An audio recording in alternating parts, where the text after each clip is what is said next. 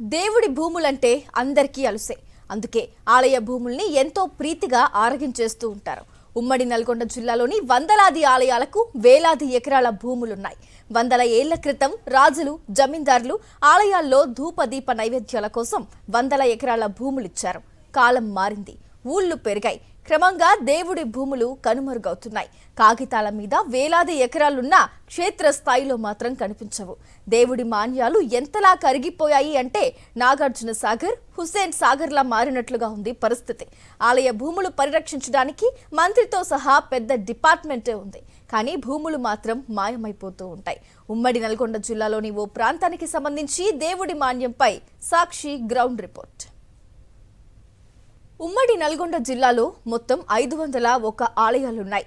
వీటి కోసం దేవాదాయ శాఖలో కమిషనర్ నుంచి ఆలయాల్లో ఈవోల వరకు పెద్ద యంత్రాంగమే పనిచేస్తుంది. ప్రత్యేకంగా ఓ మంత్రి కూడా ఉంటారు. కానీ ఆలయాల్లో అవినీతికి అంతుండదు. ఆలయ భూములకు రక్షణ ఉండదు. దేవుడి భూములకు మనం రక్షణ ఇచ్చేదేముందిలే అన్నట్లుగా ప్రభుత్వ అధికారులు మిన్నకుంటున్నారు. దీంతో కబ్జా కోరులు దేవుడి మాన్యాలను దర్జాగా ఆరగిస్తున్నారు. ఉమ్మడి జిల్లాలోని మునుగోడు నియోజకవర్గంలో కొరిటికల్ ఆలయానికి శతాబ్దాల చరిత్ర ఉంది. అటువంటి ఆలయ భూములు కబ్జాకు గురైనా అధికారులు పట్టించుకోవడం లేదు. వాటిని రక్షించాలంటూ దయాకర్ రెడ్డి అనే భక్తుడు ఎండోన్మెంట్ కార్యాలయం చుట్టూ తిరుగుతున్నారు. దీనిపై సాక్షి ప్రతినిధి అశోక్ రెడ్డి మరింత సమాచారం అందిస్తారు. నల్గొండ ఉమ్మడి జిల్లాలో దేవాలయానికి సంబంధించినటువంటి ఇనాం భూములు కావచ్చు, దేవస్థానాలకు సంబంధించినటువంటి భూములు అన్యాక్రాంతమవుతున్నాయని చెప్పేసి గత కొద్ది కాలంగా వార్తలు వస్తున్నప్పుడు కూడా దేవాదాయ శాఖకు సంబంధించినటువంటి అధికారులు నిమ్మకు నీరెత్తినట్టు వ్యవహరిస్తున్నటువంటి ఉదంతాలు వెలుగులోకి వస్తున్నటువంటి పరిస్థితి కనిపిస్తుంది. ఎక్కడ కూడా ఆఫీస్కి వస్తే ఫీల్డ్ ఎంక్వైరీ అంటారు, ఫీల్డ్కి పోతే మాత్రం అసలు అక్కడ కనిపించరు. ఆఫీస్కి వస్తే ఆఫీస్లో ఖాళీ కుర్చీలే దర్శనమిస్తున్నాయి. 10 గంటలకు ఆఫీస్కి రావాలంటే ఒక్కొక్కరు చుట్టుగా 10:40, 11 గంటలకు ఆఫీస్కి వస్తున్నటువంటి పరిస్థితి కనిపిస్తుంది.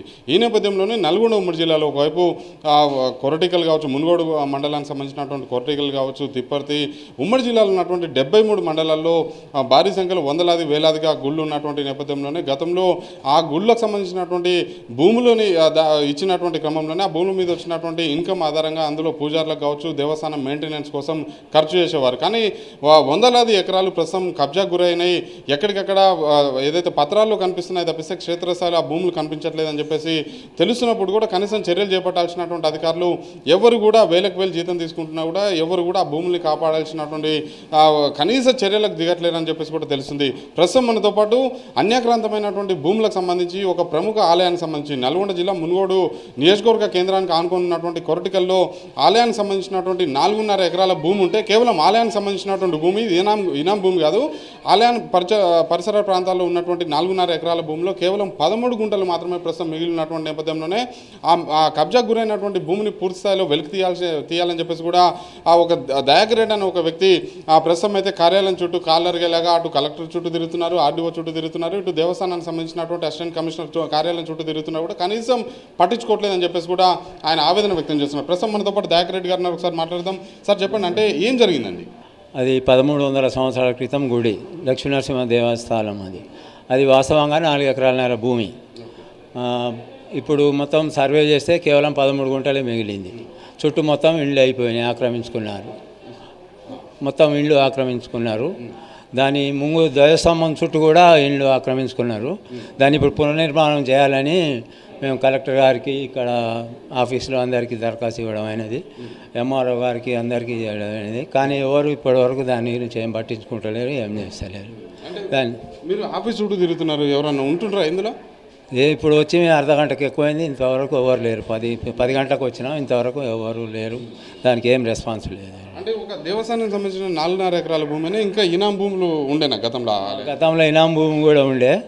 అవి ఎస్సీలకు వాళ్ళకు చేసుకోమని ఇస్తే అవి కూడా పట్వారి వాళ్ళకు పట్టాలు చేసేసిండు. అది కూడా అయిపోయింది, ఏం లేదు ప్రస్తుతం. ఓకే, అంటే ఒకటి ప్రధానంగా ఇప్పుడు 4.5 ఎకరాలకు సంబంధించి దేవస్థానానికి సంబంధించినటువంటి పేపర్లో ఉన్నదా? అది మొత్తం రికార్డు తీసినాము.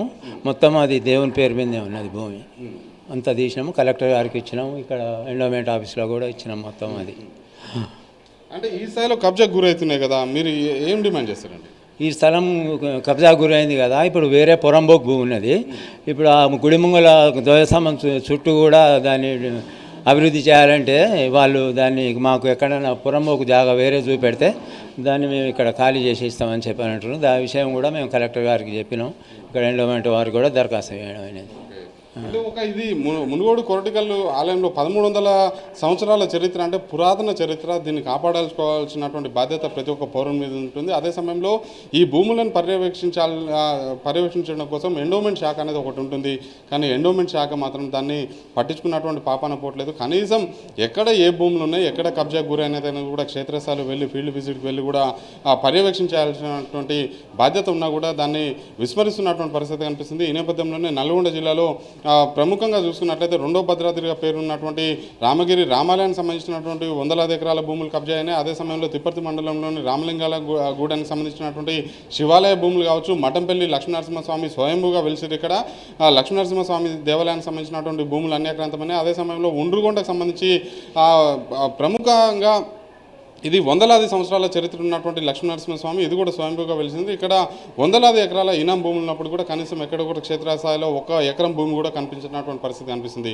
ఈ నేపథ్యంలోనే యాదగిరి లక్ష్మీనరసింహస్వామి టెంపుల్ కావచ్చు, అదే సమయంలో నల్గొండ జిల్లాలో ఉన్నటువంటి ప్రముఖ ఆలయాలు కావచ్చు, మిగిలినటువంటి ఆలయాలకు సంబంధించినటువంటి భూములు అన్యక్రాంతమవుతున్నా కూడా ఎందుకు పట్టించుకోవట్లేదు అనేది సమాధానం చెప్పాల్సినటువంటి బాధ్యత ఎండోమెంట్ శాఖకు సంబంధించినటువంటి అధికారుల మీద ఉంది. కానీ అధికారులు మాత్రం ఆఫీసులో ఉండరు, ఫీల్డ్లో ఉండరు, ఇంట్లోనే ఉంటారు. వీడియో శ్రీనివాస్, పాషమాషపరెడ్డి, సాక్షి టీవీ, నల్గొండ.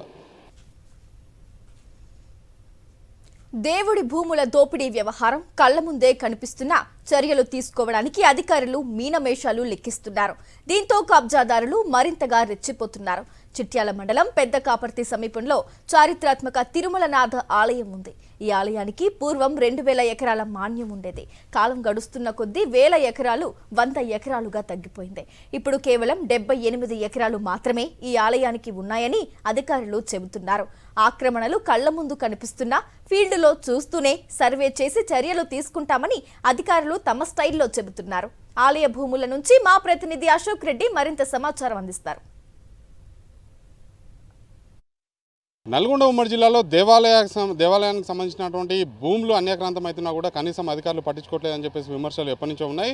ఈ నేపథ్యంలోనే నల్గొండలో ఉన్నటువంటి సూర్యాపేట జిల్లాలో ఉన్నటువంటి ఉండ్రుగొండ కావచ్చు, మఠంపల్లి లక్ష్మీనరసింహస్వామి ఆలయం కావచ్చు, తిప్పర్తి నల్గొండ నియోజకవర్గంలో ఉన్నటువంటి తిప్పర్తి కావచ్చు, మునుగోడు నియోజకవర్గం కొర్రటికల్లో ఉన్నటువంటి 1300 సంవత్సరాల చరిత్ర ఉన్నటువంటి లక్ష్మీనారాయణ టెంపుల్కి సంబంధించినటువంటి భూములు కావచ్చు, ఇటు అన్నపర్తి సమీపంలో ఉన్నటువంటి ఇనాం భూములు కావచ్చు, ఎక్కడికక్కడ అన్యాక్రాంతమవుతున్నా కూడా కనీసం ఎండోమెంట్ బోర్డుకు సంబంధించినటువంటి అధికారులు కావచ్చు, రెవెన్యూకి సంబంధించినటువంటి అధికారులు పట్టించుకోవట్లేదని చెప్పేసి విమర్శలు ఉన్నటువంటి నేపథ్యంలోనే చిట్యాల మండలం పెద్దకాపర్తి సమీపంలో ఉన్నటువంటి తిరుమలనాథ ఆలయానికి సంబంధించినటువంటి భూమి కూడా కొంతమంది ప్రైవేట్ వ్యక్తులు రైతులను అడ్డం పెట్టుకుని ఆక్రమించుకున్నారని చెప్పేసి కూడా ఆరోపణలు ఉన్నటువంటి నేపథ్యంలోనే నల్గొండ ఆర్డీఓ అశోక్ రెడ్డితో పాటు ఎండోమెంట్ బోర్డుకి సంబంధించినటువంటి అసిస్టెంట్ కమిషనర్ కూడా ప్రస్తుతం అయితే సర్వేకి వచ్చినటువంటి పరిస్థితి కనిపిస్తుంది. సార్ చెప్పండి, ప్రధానంగా చూస్తే నల్గొండ నియోజకవర్గానికి సంబంధించి కావచ్చు, నల్గొండ డివిజన్లో కావచ్చు, ఉమ్మడి జిల్లాలో అంటే మీ పరిధిలోకి వచ్చే నల్గొండ డివిజన్లో కూడా దేవాలయ భూములకు సంబంధించి అన్యాక్రాంతమవుతుందని చెప్పేసి కూడా ఆరోపణలు ఉన్నాయి. ఏం చెప్తారు? అయితే నా నోటీస్కి వచ్చినంత వరకు చిట్యాల మండలం పెదకపార్తి గ్రామంలో 201 సర్వే నెంబర్లో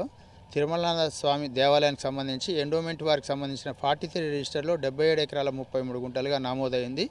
ఇట్టి భూమిలో నుంచి ప్రైవేట్ వెంచర్ వ్యక్తి 40 ఫీట్స్ తోటి తోవేసుకుంటూ పోతున్నాయని ఒక ఆరోపణ వచ్చింది. తక్షణమే స్పందించి మా ఎండోమెంట్ ఏసీ గారికి నుంచి కూడా నాకు ఫిర్యాదు వచ్చింది, గ్రామస్తుల నుంచి కూడా ఫిర్యాదు వచ్చింది. వారికి మా లోకల్ తహసీల్దార్కి చెప్పి ఇక్కడ ఎలాంటి అభివృద్ధి పనులు జరగొద్దు, సర్వే చేయించేంత వరకు పద్ధతి ప్రకారం మన దేవునిగుడి భూములకు సంబంధించినటువంటి హద్దురాలు నిర్ణయించిన తర్వాత అక్కడ రైతులు నడుస్తున్నాం, మా రైతులు నడిచే బాటకు ఎండోమెంట్ అధికారులు అడ్డం వస్తున్నారని వారు ఒక ఫిర్యాదు చేశారు. ముందుగా దేవాలయానికి సంబంధించి 77 ఎకరాల 33 గుంటల భూమికి హద్దులు నిర్ణయిస్తాం. ఈ ప్రక్రియలో భాగంగా 201 సర్వే నెంబర్ యొక్క మొత్తం విస్తీర్ణం 101 ఎకరం 2 గుంటలు ఉంది. ఇందులో పక్క రైతులకు 2 అసైనీస్కు ఎండోమెంట్ ఏసీ గారికి వారి సిబ్బందికి నోటీసులు ఇచ్చిన తర్వాత మా ఆర్డీఓ కార్యాలయం నుండి డిఏ గారు మరియు 2-3 మండలాలకు సంబంధించిన సర్వేలను పెట్టి 201 సర్వే నెంబర్ యొక్క హద్దులు మేము నాటించిన తర్వాత స్వామివారి భూమికి సంబంధించి ఈ 201 సర్వే నెంబర్లో ఉన్న 77 ఎకరాల 33 గుంటల భూమిని ఫిక్స్ చేస్తాం. ఇప్పుడే గ్రామస్తులు కూడా ఫిర్యాదు చేయడం జరిగింది. నేషనల్ హైవేలో భూమి పోగొట్టుకున్న వ్యక్తి కూడా రికార్డుకి పేరు వస్తున్నందువల్ల 201 సర్వే నెంబర్కి సంబంధించిన భూమిని ఆదాయాన్ని ఆక్రమణ గురి అని చెప్పడం జరిగింది. ఇటు విషయంలో మేము మా ఆర్డీఓ సారథ్యాలు ఉన్న డిఐ గారికి చెప్పి 77 ఎకరాల 33 గుంటల స్వామివారి భూమిని, అదేవిధంగా 201 సర్వే నెంబర్లో ఉన్నటువంటి మొత్తం భూమిని సర్వే చేయించిన తర్వాత ఇద్దరు అసేనీకి 3 ఎకరాల 10 గుంటలు ఇచ్చారు. అది కాకుండా పైన ఈ స్వామివారి సంబంధించిన భూమి పరిధి పైన ఉన్నటువంటి రైతులు మేము కూడా గతంలో ప్రాచీన కాలం నుంచి కూడా ఈ భూమి వెంటనే పోతున్నామన్నారు. వారు పోతున్న భూమి ఏ ప్రాంతంలో ఉందనేది ఆ రైతులు మరి పక్క రైతుల సమక్షంలో పంచనామా చేసి వారు నడిచే భూమి స్వామివారి భూమికి మధ్యలో వారు నడిచే విధంగా ఆ రహదారి యొక్క హద్దులు, ఆ దారి యొక్క హద్దులు కూడా సర్వే కోసం 2024 11 నెలల సర్వే ఏడి గారికి ఒక వినతి పత్రం ఇచ్చారు. ఇప్పటి వరకు అతిగతి లేదు.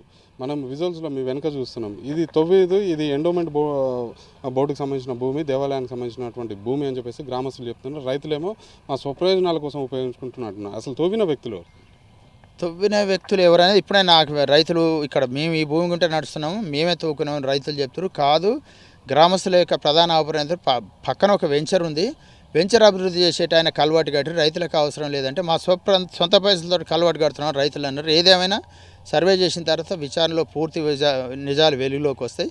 స్వామివారి భూమి 77 ఎకరాల 33 గుంటలకు సంబంధించి ఎండోమెంట్ ఏసీ గారిని ఇప్పుడే కోరడం జరిగింది. పదే ఆక్రమణలకు గురి కాకుండా ఆ హద్దుల చుట్టూ కూడా కడీలు బాతుకొని ఫెన్సింగ్ తిప్పే విధంగా చర్యలు తీసుకోవాలని కోరింది.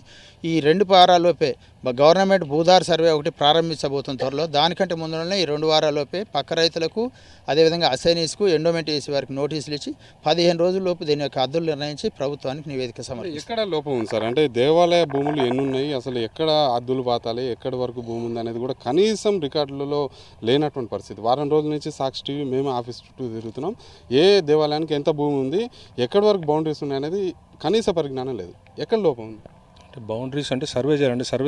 సర్వే చేసి బౌండరీస్ ఫిక్స్ చేయాలి. ఇప్పుడు ఈ సార్ ఆర్డీ గారు చెప్పినట్టు ఈ సర్వే నెంబర్ 201లో 101 ఎకరం 2 గుంటల దేవాలయ భూమి ఉన్నది.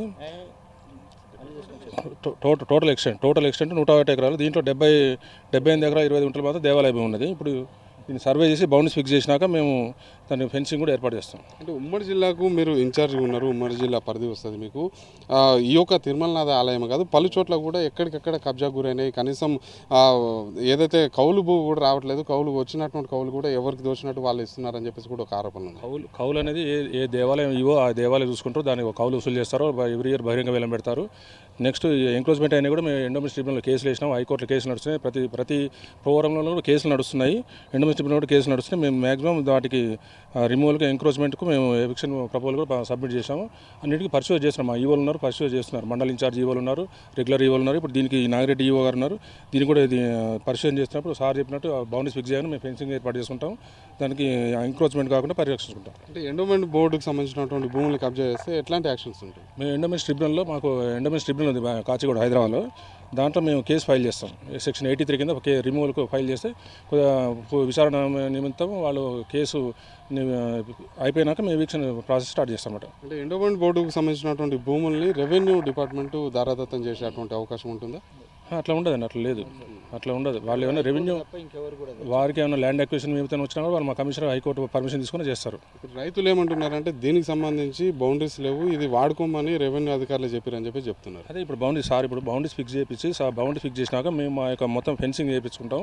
ఎటువంటి దేవాలయం ఎంకరేజ్మెంట్ కాకుండా మేము రెవెన్యూ ఆర్డీ వారి సహకారంతో మేము పర్యవేక్షించుకుంటాం. అసలు ఉమ్మడి జిల్లాకు సంబంధించి ఎన్ని ఎకరాలు ఉంది సార్ ఎండోమెంట్ బోర్డు పరిధిలో? ఇప్పుడు అంటే రికార్డు ఆఫీస్లో ఉందండి. ఇప్పుడు ఇక్కడ చెప్పలేము. ఆఫీస్లో ఉంది.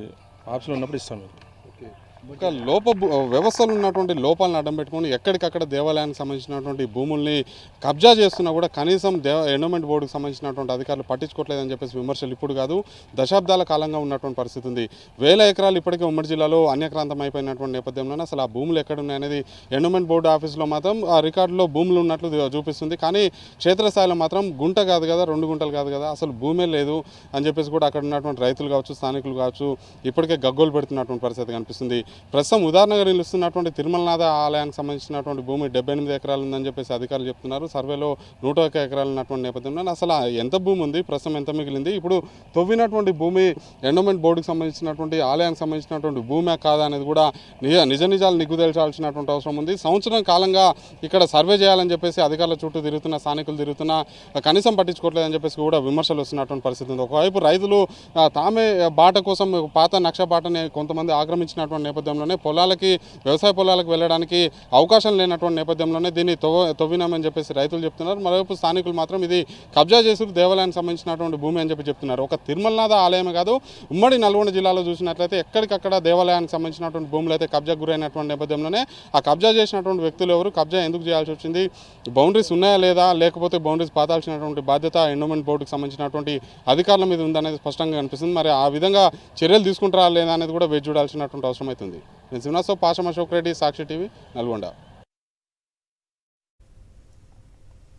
తిరుమలనాథ ఆలయం భూములు నేషనల్ హైవేను ఆనుకుని ఉన్నాయి. దీంతో భూమిలో ఉన్న పెద్ద గుట్టను తొలచి అక్రమంగా ఓ హోటల్ కూడా నిర్మించేశారు.